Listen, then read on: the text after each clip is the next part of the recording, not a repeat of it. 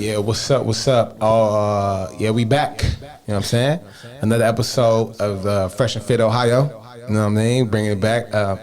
We really got to think about this, man. I know we talk about this every week, but the other Fresh and Fit is just taking L's. They taking L's left and right, and I kind of want to disassociate myself from them because. You know, we not part of them. We don't think like them. We not really along with their line of thinking, their judgment. Like we just not, you know what I'm saying? So we just only rock with them. So it's like I feel that like we should disassociate, bro. I know it was an offer on the table, but you know what I mean? Look, man, you recently did something that I did a while ago, and that was engage with some of the trolls on the page. You know, we don't know who these people are. It's probably just some random people, but yeah. All right, so hey, look, but bump all that, man. We got the most interesting man. That's what they say. The most interesting man in the world right now here, y'all. Tyler James, aka at Body Mechanics, in the building, y'all. Let's go.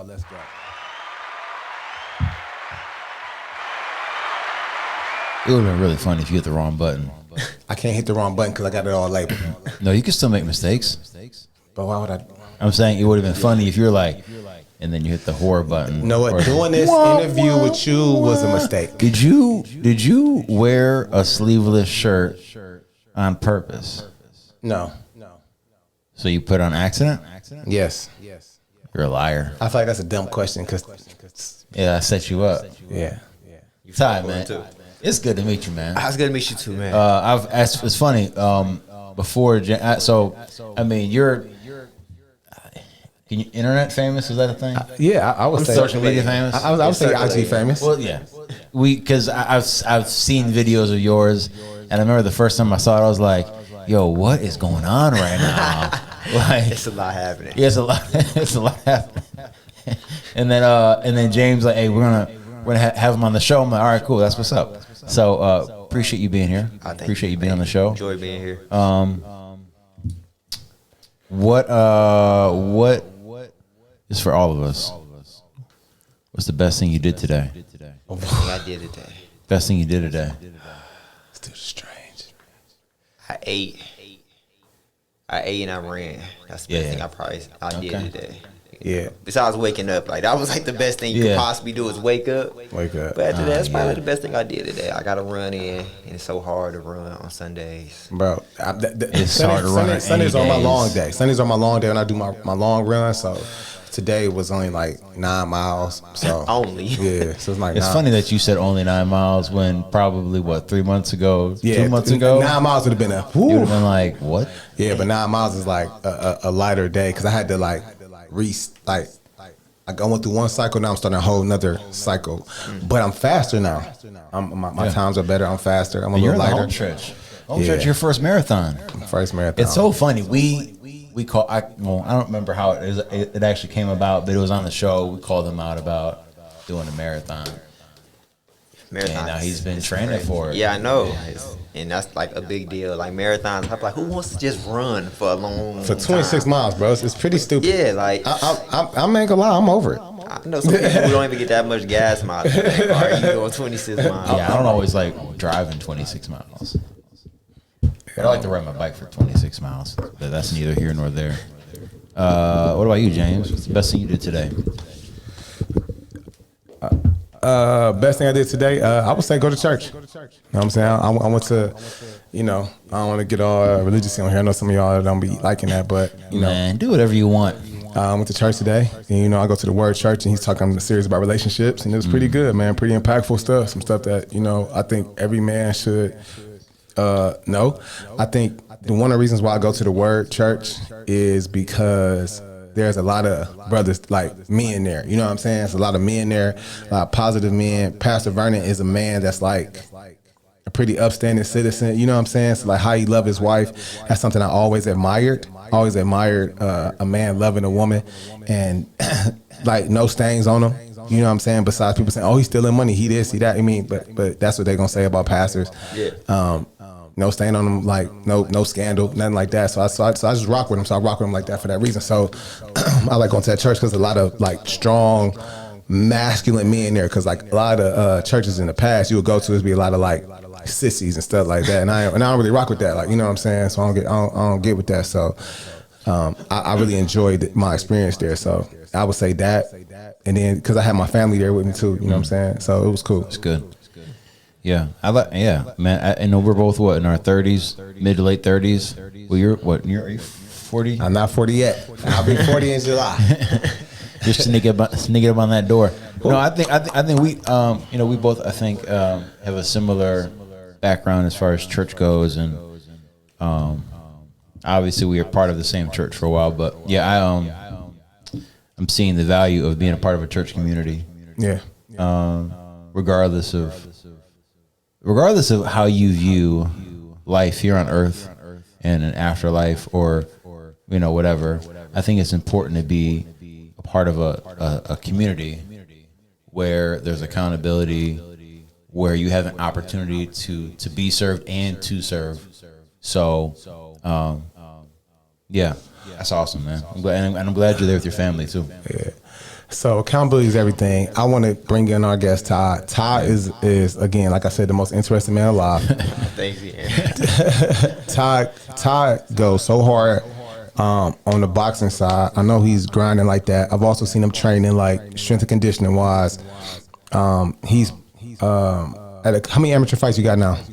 I got 6. You got 6 then? Yeah. Man, time flies, bro. You hadn't even had your first fight when I got to the gym. Yeah, exactly. Yeah, and you got 6 fights in like less than 2 years. Yeah. Yeah, it's crazy, bro. So shout out to Todd for that. Todd also, y'all might know him, you know what I'm saying, for doing these. What would you call your massage style? I like to call them essential massages because it makes it seem like, okay, understandable. It don't scare people away, 'cause a lot of people I get used to be like, I'm so scared to come, or I want to come but I'm scared, and I'm like, it ain't nothing to fear, but I think we put a certain label behind it. What they scared of? They scared they gonna slip and fall on your bean. It's possible, like, I mean, maybe so, like, I don't know, I never really asked, but I just go by what I think. So how did this fall? This is gonna sound funny. How did this fall into your lap? I don't mean that literally. But how did you get into these style of massaging? So, Jay, as you know, I'm a man who does everything, or try everything. So I've been doing massage therapy. So what a lot of people don't know, like, I went to school for massage therapy. I was licensed. I worked at a spa. I managed the spa. Worked at the chiropractor. Did medical massage. So, I never really ventured on working on my own. I was like, I managed the spa. I know the background. I know the money. I know everything about it. I was like, it ain't really what people make it seem. So when the pandemic hit, actually, like, me and my ex split up. I was like, well, let me see if I can work on my own a bit. So when the pandemic hit, everything shut down. I already kind of was like venturing some stuff, because actually, like, I had seen a guy do it like years before I started, and this was like prime Facebook day. I don't think Instagram was even out when I seen this for the first time.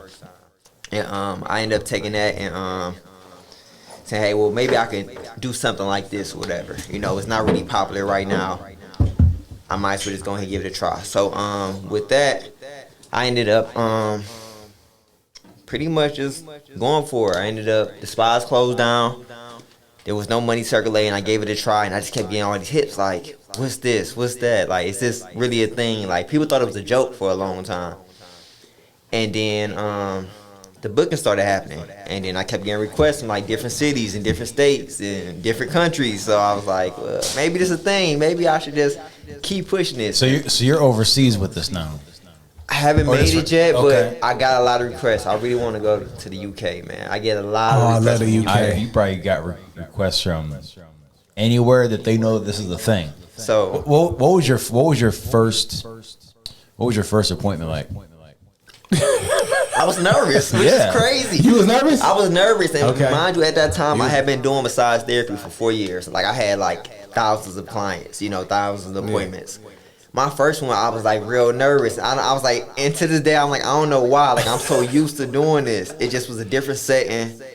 It wasn't me working at a spa. It wasn't me working at a job. It was like kind of like all on me. So it just was like real, like, I don't know. I think I got it over that after that first appointment. Like, I didn't feel it after that. But that first one, I remember being nervous. I don't know, maybe because it was just like all the energy of something new or something big being created that I didn't know was being created at the time. Yeah.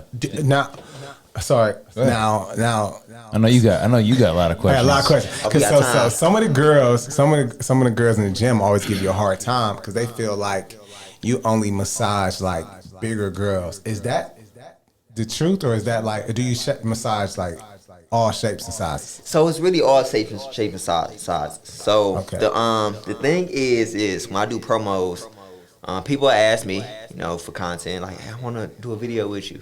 I'm all right. Or sometimes I might ask certain people. Okay. But it be more open of who's open to being on camera on the internet. Having a podcast, you know how crazy the internet can be. If you are on social media, you know how brutal comments can be for people that it's not even real people. So 100%. Not even real people. So I massage all bodies, all shapes, sizes, small, big, large. Do you have a weight limit? I don't have a weight limit, and trust me, I don't have a weight limit. Okay. Like my table don't really have a weight limit. Me and my Okay. table been rocking for years, and Okay. she ain't feel me yet. Do you have names for those moves? Do you have like, I'm about to hit you with the... That's a good one. So I don't got names, and that's crazy. I should probably think of Yes. names. You should start. Listen, Hey, you need to, because then people are gonna start messaging you like, "Hey, I saw you do," and they're gonna start saying these names, and you'll be like, "I'm telling you, man, you going and patent that." Yeah, I think Yeah, I need that's the a thing. names now. Yeah, yeah, and since like a you call, WWE wrestler, like yeah, and since he the rock body bottom. mechanic, like he can use like Yes. different type of like auto body. Yeah, like yeah. moves, You want, man. you want your tires rotated. Yeah. I'm right. Yeah, Is there you anything gotta wrong with go your somewhere. axle? I gotta Yeah, roll you with need that. that axle- that axle Right, you adjustment. want your oil change, you know. Hey, we in the money. We in the money Listen. now. Yeah. That's what's up. That's funny. So the reason why I say the most interesting man in the world, bro, this dude do everything, man. I mean, so on top of these massages, man, this guy rescues animals. That's beautiful. He rescued, bruh. How did you even think to rescue these baby raccoons, man? I seen on your page that you rescued. So the baby possums. So Baby crazy possums, story about yeah. the baby possums is, actually I walked out in the morning on my way to the gym. It's like 7 in the morning, and I see this dead mom. Like she just got hit, like literally. So I'm like, damn. All right. I had made a video, and then I went to the gym. So I had posted a video. It was like, go save the baby possums. I'm like, all right, I go home or whatever, because it was only one that fell out. So I Okay. was like, it ain't gonna be there when I get back, whatever. So I train, leave the gym, go home, and I go look out there, and I think that one had died. But then I'm like, y'all see, I moved the mom, and I opened the stomach. It's like 7 or 8 of them in Wait, there. time out. Because you just said that, and then you just made a hand motion, and I want to make sure that what you just did is what. So you took your hands and you ripped the belly open like that. Like it's so. I'll let you finish. But I've had a very similar experience with a possum. Yeah, You say some possum baby? I said similar, not the same. I'll talk Okay. about it in a second. So, Okay. possums is the same thing as kangaroos. They carry their babies. They have them, then they put them inside their stomach and just go live their life. It's crazy what animals can do for real. Yeah. And their nipples are inside, so it gets eaten and they get bigger and bigger. Until they get on their back, you see them videos when they look like all these things is on top of something. But yeah, like I seen it, I opened up the stomach. I was like, oh, there's a baby in there. It kind of whined. So, if anybody's seen the video, I go in, I'm put 1, 2, I'm putting them all in like this basket because the mom is dead. Like, what do I do from here? Ended up contacting Wildlife Research Center in Solon, I think, or Bay Village. I can't remember where it was at, but I know it was far out. Where they reserve and rescue stuff. They came and picked them up. Contacted a friend who's a nurse and had her transport them over or whatever. And they as far as I know, they made it. They got released in the wild, and they gonna come see me one day, hopefully. Listen, Wow. I had a similar beginning and a very different ending to that story. I saw one in my driveway once. And you hit it. No. I'm imagining that it got hit in the street and was trying to get to safety, and didn't make it, but ended up in the driveway. The person I was with at the time was like, "Why don't you go check on it. And I'm like, yeah, I think it's probably playing possum. Like, I'm not about to go out there. That's like what they do. Possums. Yeah. That's where the expression came. Did you just have an aha moment? No, I Okay. just thought that you was just. So why I would you let say it. that? So I let because I didn't know if I was going to go out there and it was going to be alive, and I Okay. wasn't willing to find out. Yeah. Until later in the day when it was still there. I like took a shovel, like gently rolled the mother over because it was on its stomach, and just like you said, man, it was crazy. It was a hole in its stomach and a bunch of little baby possum. One fell out. Yeah. I did not. You didn't reach in there and save him, no, huh? He just went back in the house. He was like, that thought did not cross my mind. he was like, yeah, well, nature will take its course. None of them were. I mean, Man, you are. I didn't. None of them were moving. I didn't know if they were alive or not. I figured they were probably. Probably by then, yeah. I don't know. Mine been dead. No, I mean not like they were scurrying away trying to. You ain't real, bro. You ain't What saving would you like have Ty. done?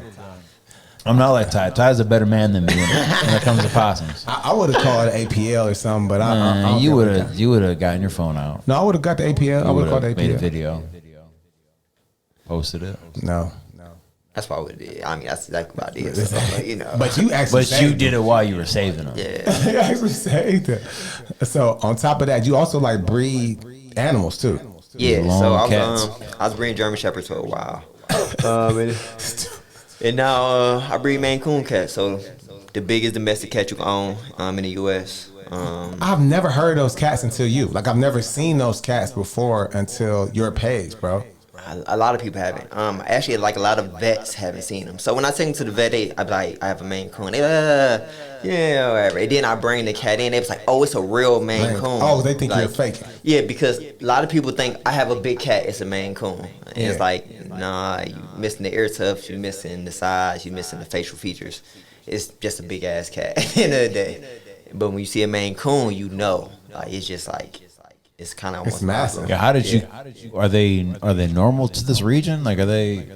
Yeah, so actually, they're actually from Maine. So they were in Maine. They was barn cats. They was made to catch mice. Well, they was used to catch mice and everything. And they're very big, very friendly. So people would keep them in their barns. They would like feed them, you know, because when they have a lot of animals, mice come, et cetera, et cetera. But the breed kind of just started withering out and whatnot. So they still sell them a lot in the U.S., but they're sold a lot in like Russia and Ukraine. So all my cats came imported from out the country. Yeah. So you breeding these cats like now, bro. I don't want to get too personal. All right. I just want to get too personal, but I want to ask you. Yeah. So you do these massages, Yeah. right? Do these massages, right? We ain't even get to the boxing yet. We ain't even get there yet. So you do these massages. You got these animals that you breed. All these different things that you have, do they seem counterproductive to a dating life? Actually, it's not though. Like, It's not? Okay. So I think I always tell the people like the biggest part of it is like honesty, just knowing what's up. At the end of the Okay. day, when you come to me, you know, this is what I do for a living. This is what's going on. You know, I'm gonna tell you what it is, and you can decide from there. You know, whatever. Right. But you know, like I had was dating somebody, didn't like cats. Was not a cat person. That's not gonna work. But it's crazy. Like they end up loving cats. Wow. After, you know, and they ask about them and want to see them and touch them and stuff like that. But they was just like not a cat person. Like cats are just disgusting. They're bad. Like, Now you know.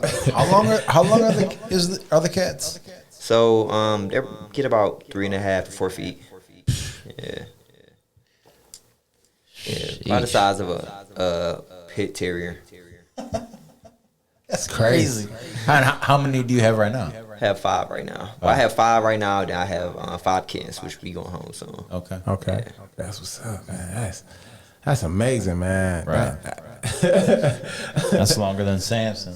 Bro, them I man got a wiener dog. Yeah. Oh, I got a yeah, wiener definitely. dog. Yeah. That Terry Sampson Like, little brother. bigger than like Yorkies, like all them little dogs. Like my one of my males is 19 pounds of muscle.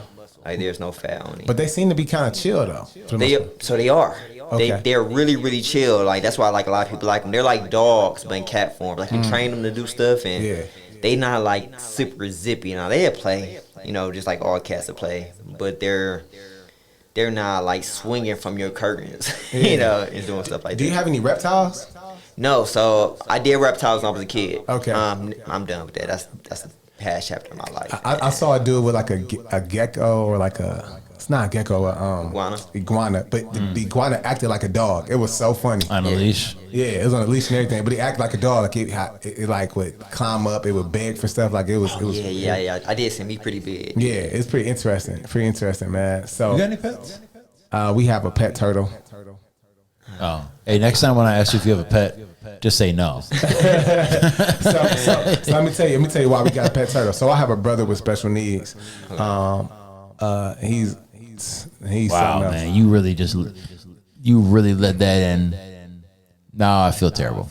Yeah. How you set that up? Well, you should. Thanks. Okay, so I have a brother with special needs, and don't feel terrible after I say what I say. So, and he has a pet turtle, right? He has a pet turtle. So his pet turtle is like, her name like Miss Alabama, and so she's been around for like 3 or 4 years. I'm just like, if my brother with special needs can take care of a turtle, I can take care of one. Oh my God. There it is. So you now I don't feel. Now I don't feel bad. So I got a turtle because I was like, because I got 2 little girls, man. He can do it. I can do it. 2 and 4. I'm not ready to have a dog just yet. You know what I'm saying? That's life. A dog or something. Because I definitely want a bulldog. But I was like, if they need a pet, they need some type of responsibility. All they gotta do is like feed it some little lettuce every day, clean a little bowl out every once in a while. We can do that. You know what I'm saying? Yeah. So I was like, we're gonna get a turtle because like I said, my brother with special needs could take care of one. I could take care of one, and I was like, we can make this happen, man. So that's why I went with the turtle. The turtle, man. Yeah, my dog runs my life. Yeah, you do a lot with Samson, bro. I do, but I enjoy it too. What kind of dog is Samson? He's a you did say miniature long hair Dachshund. Yeah. He's about 17 pounds. Yeah. Do you have any dogs still? Or you I still got dogs. What type of dogs you got? So I got 2 German Shepherds in a pit. Oh, in a pit. Wow. How did they get along? So, well, as far as like with the cats or just with each other? With each other. Oh, well, my pit is my oldest. She's 10. Okay, so she's chilling. She's chilling Okay. all the time. She's like nap, eat, sleep, outside, nap some more. You know, Milo, he's 3. He's the powerhouse. He's jumping. He's energetic. And then Shelby, she's 5. Okay. Shelby and Milo get together well, but Brownie, she tolerates Milo because he's just so big over her. Yeah. You know, he just runs in, jumps, and knocks her all over the place. She's like, I'm like 1,000 years old. Right. In dog years. Please don't do this to me. Chill on me, little boy. How long do those cats live? Standard cats, 14, 15 years. Okay. Yeah. Wow. I know German Shepherds. They don't like less than 10 maybe. Yeah, if you get like 11 or 12, you're lucky. Okay. You know, hip dysplasia normally takes them out. You know, early 8, 9. Besides that, you know, they have a healthy life. They can live a little bit older. You know, but a lot of it be like obesity and just getting tired. You know. You know what intrigues me? I don't know anybody here. I'm not saying there isn't, but I don't know anybody here who does this.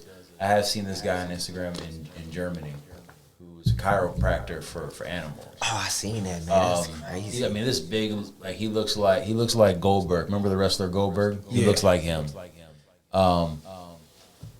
It's very interesting. It's like chiropractor for pets. I've seen cats. I've seen but the big pets, dogs. they do look relieved after They do, but did they ask for this? Yeah, how do you? I want to know, how do you know that your animal needs their back practice? Sometimes them animals be walking funny or doing something weird or something. I don't know. But just think about it. Like, I mean, you may never had like animals for real, but everybody, you know, you never had nobody like animal that needed to be cracked. Like, I never. Nah, I mean, I used to have a lot of dogs all the time growing up, so I know, but I don't remember nothing like that. Yeah, like, could you imagine like your dog getting like his neck adjusted? He like. What you doing to me? Yeah. I ain't gonna lie. I was watching the videos one day. I was looking at Samson like, hey, just try your arm real quick. Right. just one Check time. him out. That would be so bad. Now, when you not rubbing your hands on a woman, neck, whoa, bro, your body, transition game. What? Neck, body, thighs, butt. You putting hands on dudes. When you're not in the garage. Mechanic stuff. Rotating the tires on them girls. Putting the rims on. You putting hands on people, and you putting hands on dudes in the ring. So what got you into boxing? So I always wanted to box, which is crazy. Like my whole life I wanted to box, and when I was younger, I just wasn't in the right predicament to box. You know, where I could have boxed from wasn't the best place for me to go at the time. So it just never happened. You know, like I didn't really have nobody to kind of ready to be like, you know what, we'll make it work for you. Like I get you somewhere where you can box safely. So ended up meeting BP. Like 2019, 2020. Little better 2020. Ended up picking up as far as work. I just was working for myself. And I told myself, I said, well, you know, you going to take some time for you, for something that you want to do. You know, you going to block out your schedule and you going to find something that you want to do. And it was boxing. So I ended up definitely just taking off the time, not to work, not taking no appointments, tell people just not, because I wanted to box and wanted to learn it. And then it transitioned into me actually really fighting, which was never the plan. Yo, that's crazy because I think like I kind of have some of that in me too. Like I'll be like, man, I want to try this. I want to do that. I always want to do this, do that. Like, cause I found myself. I bought a skateboard when I was like 30. 30? Yeah, cause I wanted a skateboard, bro. So yeah, so I feel it. So did you? Yeah, I did skateboard for a little bit. For about a year, man. I did that with a guitar right before COVID. I wanted to do something different. Bought a guitar. I practiced it for a month. And now it just hangs on my wall. For real? But it's kind of cool though. It's like kind of like it's a good conversation starter too. Yeah. Not so much. It's a bad conversation starter because I have to tell them that I bought it, and it's been on the wall more than I played it. But I do get interesting. It's still interesting. But it's cool decor. It is cool decor. A guitar is cool decor. I bought a glove a few years ago. For what? Yeah, I want to play catch. Oh, a baseball glove. Baseball. You gotta leave with the gloves. Glove. What other glove did you think I meant? Yeah, like I bought a glove, and I'm like, a glove. I didn't say gloves. I said a glove. That's what made it worse. Yeah, like who buys a glove? Somebody who wants to play catch. I was like, oh, I wanted to. He wanted to be O.J. Simpson, so he bought a glove. Oh, wow. Okay, you know. Do you think O.J. had one glove, or do you think he just couldn't find his other glove? As a former football player, I always lost my glove. So isn't that crazy? I'm quite though? sure that he definitely lost one of the gloves. Yeah, that's absolutely crazy. But you know, it's not as crazy as you buying a glove. Yeah. I bought a baseball glove. So who you play? Who you playing catch? My brother Samson. Who you playing? Hey, that would be raw. If Samson's got like 3, maybe 4 good fetches in him before he's like, all right, I'm done. I'm a big Airbud fan, so I that'd be pretty cool. Airbud. Okay. What's your top 3 favorite dog movies or dog movies? If you had F3. Beethoven. Wait, I'm sorry. What did you just say? Beethoven. Bro. I supposed to say it. I'm supposed to say Beethoven. Yo, that's worse than me saying breakfast. All right. Beethoven. Yeah. All right. So Beethoven. What other dog movie I can't think of a dog movie. I was in here with Mike Tyson for a second. I thought you were playing, bro. I thought you were being funny. No, I thought how you supposed to say it. Hey, this is another episode of the Fresh and Fit. Cleveland Heights, you failed. Oh man, Cleveland Heights, where you at? Don't blame them. Don't blame that city. They didn't do this to you. Homeward Bound as a kid. Homeward Bound. Did you ever see Homeward Bound? Yeah, I seen Homeward Bound. I think I might have With the ugly cat. No, The Sandlot. Okay, no. yes. Sandlot. Stop. Are we calling The Sandlot a dog movie? It don't count. I think we can count it though because it was a major. The dog was a major. Okay. Yeah, because the balls went over the fence, so you know. Okay. All right, I'll give that one to you. And Cujo. Okay, so look, A Dog's Purpose. Have anybody seen A Dog's Purpose? Lady and the Tramp. Lady and the Tramp. I used to love that movie as a kid. You lost privileges. I'm just glad you said it right. I didn't say Lady and the Twamp. Yeah, is that the one where the dog is like bouncing from different bodies? Yeah, like when it died, he getting reincarnated. Yes. So that was a good one. Yeah, because it was crazy how he comes back to his first family. Yes. Yes. And like he had the same like traits and whatever, and just having been an animal owner, seeing other dogs or like having like another animal with similar traits of like the past animal. Like I got like my dogs had puppies then, like they had showed certain traits of their parents, so it was like really a thing. But that was like a whole spiritual thing. But it was a pretty good movie. So Pets. Okay. All right. Okay. All right, James. Go ahead. Air Bud, of course. I mean, I can't really say which one because I like them all. Yeah, those are classics. Yeah. The 90s produced some really classic movies. They did. What about, did you see The Art of Racing in the Rain? I haven't. It's actually based off a book, but that's a really good one. So, The Art of Racing in the Rain sounds real. It's a guy who he's romantic. I wouldn't use the word romantic. I mean, it's giving me romantic vibes. Watch it, bro, with your turtle. Okay. So my last movie, I'm gonna take one out your book. I Am Legend. I Am Legend. Respect. That's a good one. That's a good one. Yeah. That to me, like, really encapsulates the relationship between a man and his It does, because it's nobody else. It's nobody else.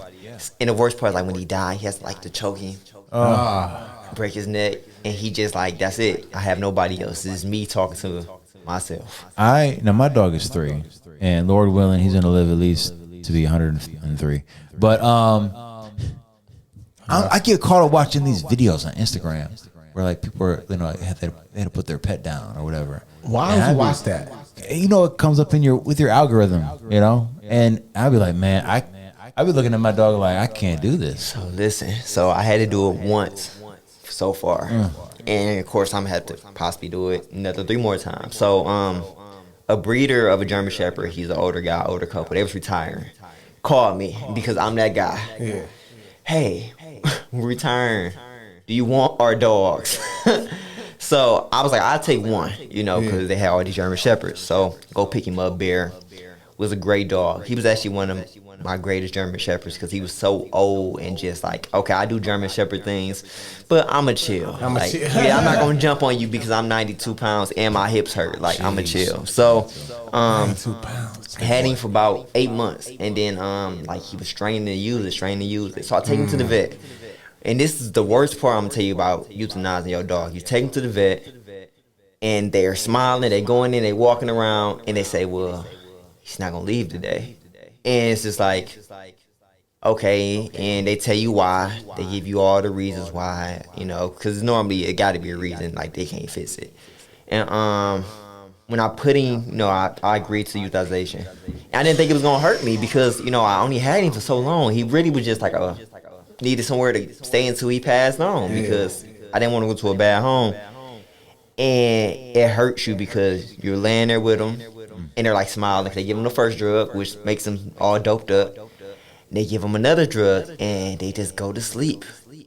And it's like when you look at your dog sleep and it's gonna wake up, but it's just it. Like, and then you make you feel like you killed your dog almost. They give you this little pamphlet, how to grieve and how to cope with death.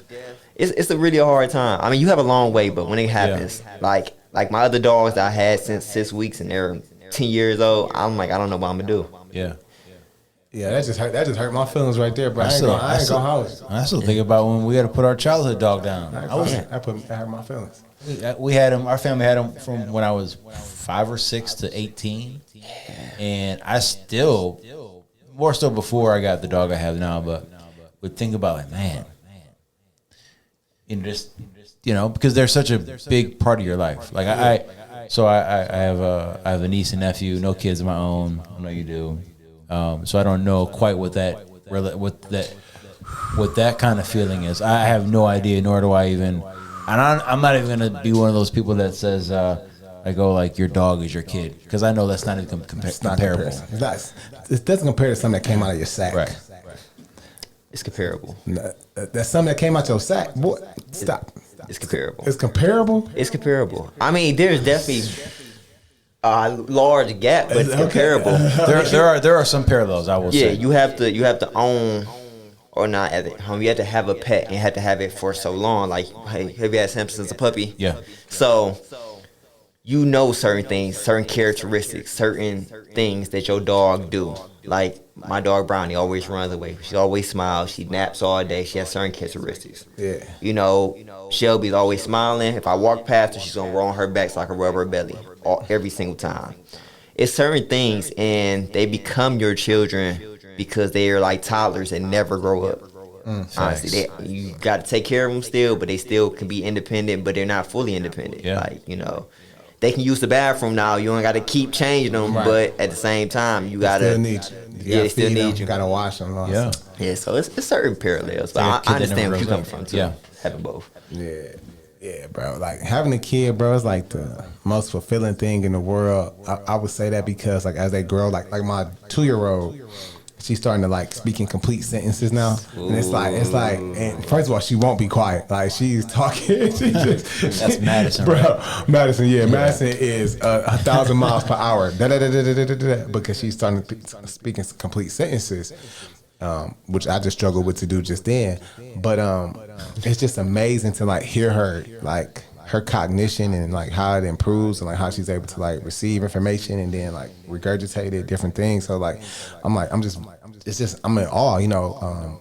Seeing my oldest daughter, she's 4 now. She goes to school and how she like comes home and tells me stuff and things like that. I think like so like, and people always tell me like, oh, this time goes by fast. So I try my best to try to like take it all in, like just really enjoy them being this young and being this like, you know, impressionable before they get to like teenage years. They don't want to be bothered with me, you know what I'm saying? So I'm just trying to like enjoy this little time that we got. So that's it. But I wanted to shift gears just a little bit, if that's okay with you, because I feel like we about to get sad and I don't want to get sad, but I need to brought me down. I need to brought me down up in here. So we had a friend who used to do massages. He did.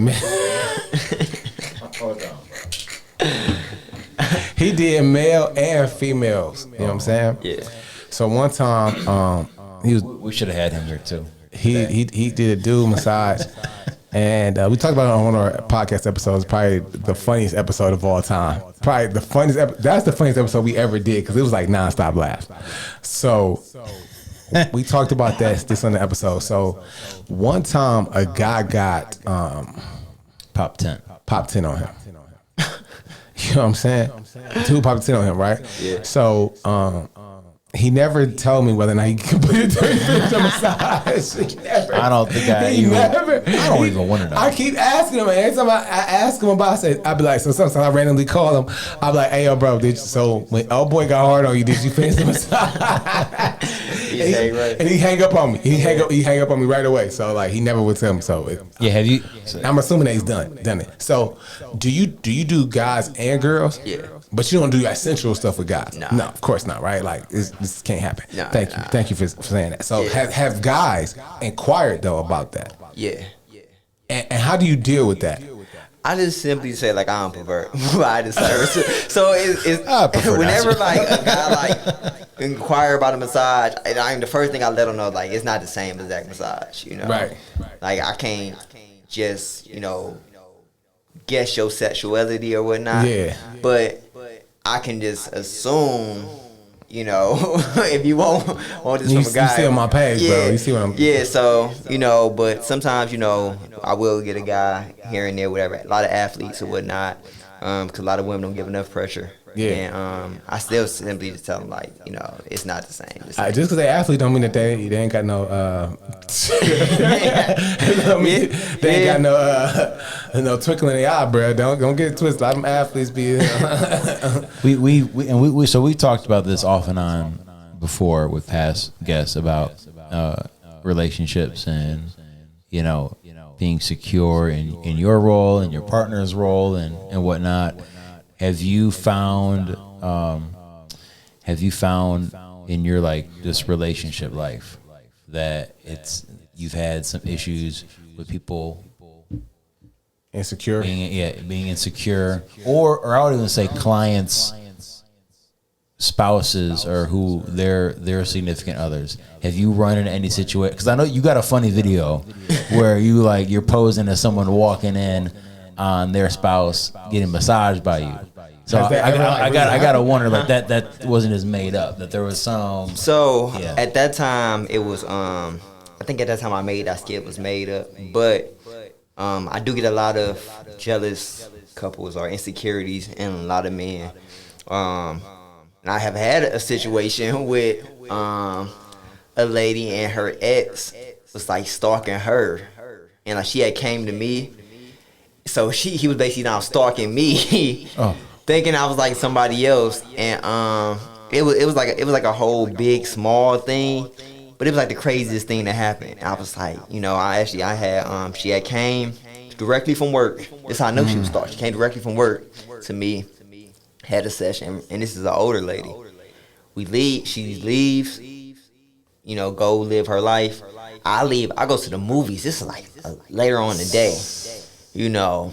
I come back home. I actually come back home to grab clothes because I'm about to go to a friend's house. I was just gonna stay the night. And like I'm grabbing my clothes, I hear like this shooting outside, right? Oh. So I'm like, I go outside because she's still sitting in the car. I was like, was somebody that's shooting? They was like, yeah, that van just drove past and started shooting. So like I watched the cameras, whatever, and yeah, but like when I looked at it, there wasn't shooting direct. They were like shooting at like a fence or something. I don't know, but I knew where it all had came from. You know, it was just like too much of a coincidence. So actually, like I had called her. I was like, hey, you know, your ex came by here or whatever. Like he must have been following you all day and must have just been waiting for me to basically come home or whatever the case may be. But you could tell it wasn't intentional. It was more of try to scare. A warning. Yeah, like a scare thing. And I was like, you know, I got like a very different background than I show. You know, like I came from a very different place than where I'm at now. Right. So you might want to tell them not to come back this way because it probably won't end well. This man a father. This man a fighter. I know you got that. Blacka. You probably got to though. Yeah, that blacka. So it was gonna be a whole lot of like that. Like my favorite, it's gonna be a whole lot of loud shit. You're gonna hear a whole lot of loud shit come back around here, man. I respect that, man. Like man, gotta protect this home, man. Get out of here, man. All that insecure stuff, because I deal with it too as a trainer. You know what I'm saying? I deal with insecure dudes having an issue with me. It's like, bro, you don't even like your girl. You don't even like her. She get on your nerves. You know damn well she get on mine. Shit, I don't want her ass, man. I want her to come get this session, give me my money, and get out. Man, that's all I want. That's all I want, bro. I do not want your girl, Playboy. You don't even like her. Leave me alone, man. On the flip side, I get a lot of love too, though. Yeah. Like I get some guys who send their women. They pay for the session, right, or whatever. So it just really, I mean, I guess it varies person by person. I'm glad you said that. You're a secure dude to do that. You like, yo, bro, massage my girl. I know you gonna get her warmed up, and then when she come home, exactly, it's on. Exactly. You know what I'm saying? It's on. Like, yeah. I appreciate you saying that because I don't think I even considered that. I thought that would be crazy to think that a dude would send their girl. Oh no. But I appreciate that's. Once you get in this world, you start learning a lot about people. Yeah. Like when I'm working like on the West Coast in like LA.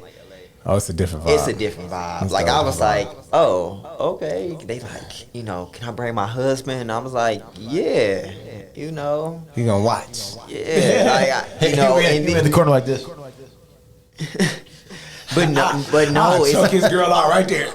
but no, it's more of that. It's more of, you know, they get an excitement from it, you know, and they like, you know, we'll pay you whatever, you know, and I'm like, all right, you know, I mean, money moves there, and it's between y'all. This is the life y'all live. Yeah. Somebody gonna market it. It's gonna get sold by somebody. I might as well get the money. I'm here. Hey, I like the way this brother thinks. Right. Hey, man. So you said you got a different background. Would you care to elaborate about that? Like, what did you do, and then how did you make that shift? Because now you present yourself like a gentleman, like a straight up like upstanding citizen. So like, where did you come from, and then like, and how did you make that transition? This is about to be my favorite part of the show. I'm not gonna lie to you, it is. So boom. So I grew up in Longwood Projects. Born and raised, spent my whole life there. And your mentality changed after a while. And actually, I always knew I was a person who wanted to be something that was cool. I knew I wanted to be someone. When I was younger, I knew I wanted to be something. And you know, a lot of my peers, they was cool, so it was like things I relate to them. Okay, I want to be like my peers because they cool, you know. Yeah. But certain stuff and shit just wasn't fitting with me. Like it wasn't for me. But at the same time, you know, growing up with a certain background, a certain place, you get that grit to you. You know, you have no choice to adjust to that. No choice. Which changed everything was I ended up actually meeting my ex. She ended up living in Garfield, and she really spent a lot of time. So I really was outside the hood as much as I used to be. And then you ever hear that phrase like when you don't talk to somebody for so long, it'd be hard to call them because it was like I went so long when I talked to you, what do I say now? Like the longer it is, the harder it is. So like that was me like kind of going back like, okay, I ain't hung out with y'all in a year. Well, me just popping up, it just feel weird and whatnot. And then also like I lost a lot of friends. Like I lost like all my friends to either like, you know, gun violence or like long-term prison sentence. So when I looked around, I was like, damn, like we really not making it, you know. And like I grew up in the last era of being able to fight, you know, like be able to fight and like go home, you know. Like I remember like when we was younger, we would fight like other hoods like 3 times a day. Oh man, like standard operating procedure. Yeah, you know. And then every now and then, you know, it'd be a piece and we'd go over there and we'd hang out, and then it start like the summertime, it start all over again. But it was safe, you know, like it just was what it was. Like you might got hit with like maybe a rock or something, like something that was foul play, but you lived though. You had a battle wound and you lived though. That's what it was. And you know, with that 2012 to 20, well, it's still going out, but that 2012 era is when the gun violence really picked up and people started dying. And when that started happening, I started looking around as like my close circle of people that I grew up with, like my close peers. You know, it was dropping by the 10s, the 5, like it was just crazy. And then I realized it needed to be something different. Like we really wasn't, our people who idolized us, people that we idolized, and people that we thought were in power, they influenced us, really wasn't good influences. And we were being badly influenced because we wanted to be like them instead of them telling us to be better than what we are. So I wanted to be a change to that because you know, when I talk to, you know, some of my youngest that I talk to, I'm like, you know, it's a different path you can go. But me being me, I don't ever believe nothing until I see it. You can't tell me nothing if you don't got it yourself, or you can't show proof of it, whatever. So I had to be that proof of, hey, you can make it out the hood and not do hood stuff, you feel me? And, you know, still be a great person. You can be yourself, and it's okay to be yourself. You don't have to be when anybody else wants you to be. And the one thing I did love about that is like my friends that I did grow with from the hood see what I do now, and they embrace it. You know, yeah, for sure. You know, and you just never know how people gonna take things, whatever. But they embrace it, and that lets other people know. Like whenever I talk to, you know, like I say, young people, I'm like, hey, listen, like it's the other path, and people will embrace it. Like your people will embrace it. You know, they still your friends. You don't have to do what they doing for them to embrace what's going on. Man. So I can relate to that on a whole different level, like bro. So like I grew up on 120th and Superior. Yeah. So it was like real hood for me. I got jumped into a little gang when I was like 9, 10 years old. I never put no work in. I used to be like the dude just running around like running errands, doing stupid stuff. You know what I'm saying? Doritos. Stuff like that. Like, but you know, I used to see some crazy stuff. Like I seen somebody sell. I've seen a lot of dope selling. Yeah. I saw a lot of gun violence, different things like that. You know what I'm saying? I remember one time when I was in high school, and like I went to Cleveland Heights High because my parents, because I was always getting into fights and stuff in my hood school, like Mary Bethune and stuff like that, and those schools. So like my parents like, yo, you're not going to these schools. Like it's not working out. So they sent me to Cleveland Heights with my aunt. And so I used to always bring my friends to the hood. They love the hood. So it's the opposite effect of what happened to you. Hood field trips, hood experiences. Them dudes fell in love with the hood. Like they just love the hood stuff like that. You know, they just love the excitement. It was always kids out at night, different things, chicks. It was all girls was always out, fast girls, different things, guns, drugs, smell of weed. They just was so excited about life. I'm like, y'all, this is not the life. This is not what you know what I'm saying? So that exposure that you got probably in Garfield, just seeing something different is definitely, I would say, what set you apart, set you on the right track. Because me going to Cleveland Heights set me on the right track because when I was in the hood, going to class and stuff was lame. Going to school, doing your work and stuff was lame. But once I went to the Heights, it was the opposite. If you didn't get good grades, if you didn't dress a certain way, if you didn't do the right thing, that was considered, if you wasn't going to class, that was considered lame. So like that kind of helped me have like a mental shift. And I was like, yo, I can focus on like sports and go to school. And I got to worry about trying to be tough all the time. You know what I'm saying? So that definitely was big. But yeah, man. So I relate to that, and I think that like I'm glad you shared that story, so other people can look like and be like, "Yo, I can make it out of that." But you said Longwood Projects. I know how they get down. It was real. Like I just remember like the certain things that we did that was just like for like no reason at all. Like it was like now I think about it, like it was for no reason at all. Like nobody told us to do it. We just was bored and just was like, "Oh, this is what to do right now." And it was like, man, that was terrible, you know, of us. And like how you said though, like you know, your Heights friends want to go to the hood, whatever. So the one good thing was all the Heights girls want to come down to the hood. Oh, for sure. So the girls that wasn't in the hood, they was always kind of, they used to be like, we love it here, you know. It's this is great. Like every day, every weekend, it was like, you know. Then it was like. It was always fun. That's one thing about the hood. It's always fun. If you live in the suburbs, it's so boring. It's boring. So quiet. Man, yeah, me and my boys, we started dating girls from Beaumont. Beaumont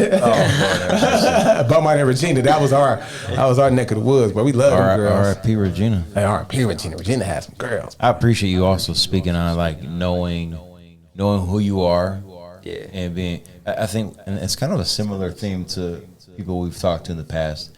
Is like having that moment in your life where you know who you are, coming into your own, and then being confident in that. And I think a lot of people, I think that find themselves not knowing who they are or not knowing their purpose, end up doing some really, really stupid shit. Especially like now. So I think now it's harder because, you know, social media influenced everything. So, you know, the problem is like you don't want to do nothing wrong. But me, I'm like, well, I mean, I always tell people, when it comes to massages, some people gonna love it and some people gonna hate it. It's just what it is. Don't matter what you do in this world and who you are, some people gonna love it and somebody's gonna hate it, or somebody's gonna be against it. So just be yourself, because somebody's gonna love it and somebody's gonna hate it. It's gonna be what it is. So just keep being yourself, and the people that you need around you that's gonna be best for you, they're gonna be attracted to you because y'all relate. But if you're trying to be something, eventually you can't be that forever. They gonna see through that. And you still gonna start attracting people who like you for one thing, and when you show yourself, they're not gonna like you no more because you never showed yourself in the beginning. Just be yourself. Be yourself. 100%. I agree with that, man. James, be yourself, bro. I'm always myself. To a fault where like I'm to the point where I'd rather be myself, because if you like me, you do. If you don't, you don't. And I'd rather you just kind of like deal with that off the top. Like I'm always gonna be myself, bro. And then me being myself, like I feel like I pull out people being themselves too. Like I make people feel like I'm gonna bring out my weirdness, like yo, cause I'm weird. Like I'm an artist. I like to I do marketing. I like to lift weights. You know what I'm saying? And I love to be a dad. Like I love like a couple of different things and things that I think most people wouldn't all necessarily agree with or things that align, but that's stuff that I like to do. You know what I'm saying? Like I love art and I love lifting weights. I like fighting too, so like I don't know, like I just like a lot of different things. So I just like so I would just encourage everybody or anybody who's listening to like embrace yourself. Like Drake had one of the best lines I ever heard, and he's like I'm transitioning from fitting in to standing out. And I think that like everybody kind of has to have that moment where you don't worry about fitting in. You just standing out on your own and being your own person. What it is. You know what I'm saying? Because when you stand out, when you tap into yourself, I remember that quote too. yeah, and your purpose, and you tap into yourself and your purpose, and you dig within. Now you're making an impact into the world. I feel like when you're trying to be like everybody else, you're useless. It's like a supernatural experience because we didn't just come about, you know. Yeah. So when we fall in line with what we were created to do, that's when things happen. It's like, whoa, I never thought I would achieve this, or I never thought I would experience this, or have this effect on people, or impact lives, or whatever it may be. Hey, this has been a deep interview, man. Like we went high, we went silly, we went low, we spiritual. Now we getting into a TED talk right now, bro. Right. I love it. I love it, man. So, Tyler, where can people find you at, man? What mediums are you on? Platforms are you using? I'm using like pretty much everything right now, but Instagram mainly at Body Mechanics. I know you don't have it like up there because nobody wants to type stuff in. So. No, it's up there. We got you. So they gonna add you. I do a little TikTok, but not really. It's just TikTok algorithm is weird. Like it's weird. I deleted my TikTok, bro. I got off of it. I just can't get with it. But that's pretty much it. I may get on Twitter here and there, but mainly Instagram all day, every day. All right, bet. You guys catch me when he ain't punching people lights out or changing oils. Changing oils. Hey man, don't test my boy, man. Like you might catch him rubbing on your girl. Don't get to thinking stuff sweet. You know what I'm saying? The girl says she needs to take the car to the shop. Hey, you know what she about. Get that body work. I appreciate you, man. Appreciate your time, man. No problem.